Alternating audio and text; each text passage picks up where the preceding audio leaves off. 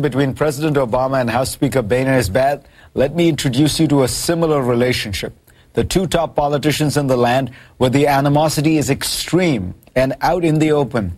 The very public feud between Iran's President Mahmoud Ahmadinejad and the Speaker of the Parliament Ali Larijani has gotten so bad that both men had to write letters apologizing for their bad behavior to the man with the real power in the land, Ayatollah Khamenei, who said the spat made him feel sad.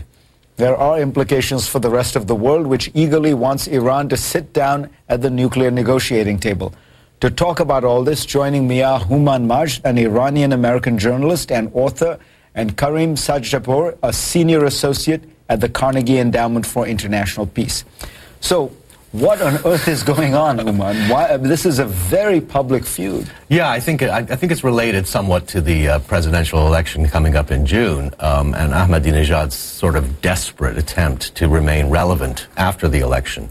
Unlike other presidents, or the previous president, Khatami, who could have faded into obscurity, I think he is determined to remain relevant. And does he have a certain kind of popular power and appeal that could I think he does have. I think he has some base. I mean, the base is exaggerated by some people who are his supporters, but he does have a base among a certain segment of society, and I think he's trying to appeal to a larger segment of society, including the middle class. I mean, if you go up against the mullahs in Iran, if you go up against the ayatollahs, against the clerical regime, which is what he's doing effectively and has been doing for over a year, 2 years actually at this point, I think you gain some support among people who dislike the idea of a theocracy to begin with. How should we think about this? You know, in America, people think of Ahmadinejad as the bad guy, but here you have this odd situation where Ahmadinejad is really openly fighting against the mullahs who seem to have much of the power. Well, Fareed, I joke that Ahmadinejad comes from the Groucho Marx school of politics, which says that these are my principles, and if you don't like them, I've got some other ones for you. So Ahmadinejad, you know, began his term, his first term, being the sword of the supreme leader, Ayatollah Khamenei, a bludgeon against Khamenei's internal opponents against the United States. But I think after 7-8 years of being in power now, Ahmadinejad is not ready to leave the scene. And I think a big challenge for the supreme leader in the coming months is not only helping to select the next president of Iran, but helping to, Ahmadinejad, to managing Ahmadinejad's abdication from power. Vice President Biden, put out these remarks. We would be prepared to meet bilaterally with the Iranian leadership, which had seemed a long-standing Iranian request, which is that there be direct talks with the United States on a range of issues, and Biden said, we're open to that possibility. And in response, Ayatollah Khamenei shuts it down and says anyone who wants to go down that path, referring to Ahmadinejad, because Ahmadinejad had seemed excited by this prospect, is a traitor, and they're trying to bring back American domination.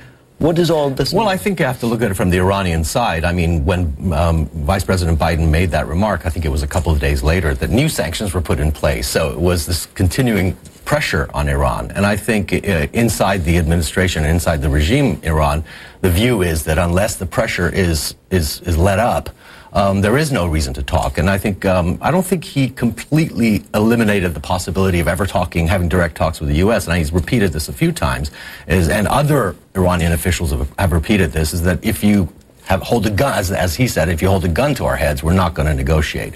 And I think that's probably true. Every time there's been a lot of pressure on Iran, Iran has backed off negotiating because they feel they don't want to be viewed to be in a weak position. And certainly there's a lot of domestic politics involved here. The nuclear program is still relatively popular in Iran.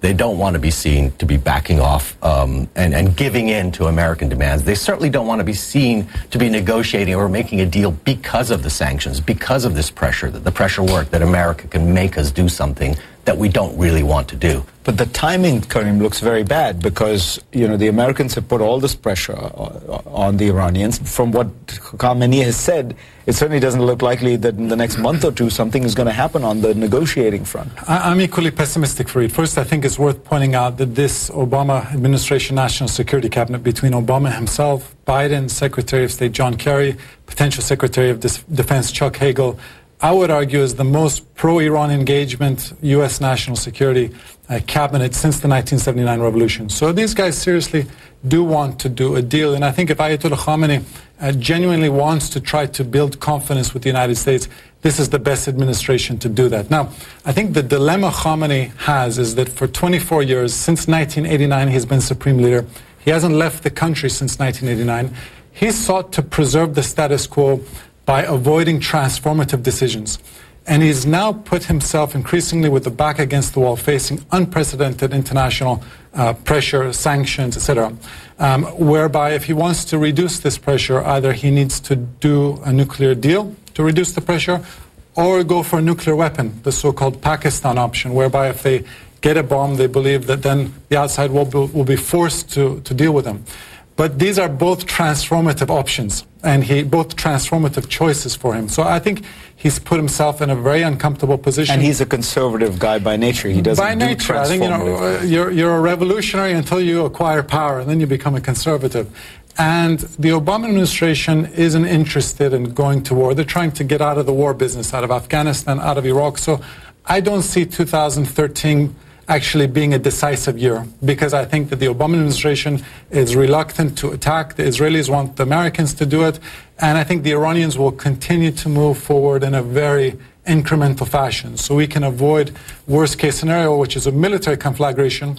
But I also don't see a Venn diagram in which Israeli national security, Iranian revolutionary ideology, and U.S. domestic politics all intersect in one place. Fascinating conversation. Thank you both.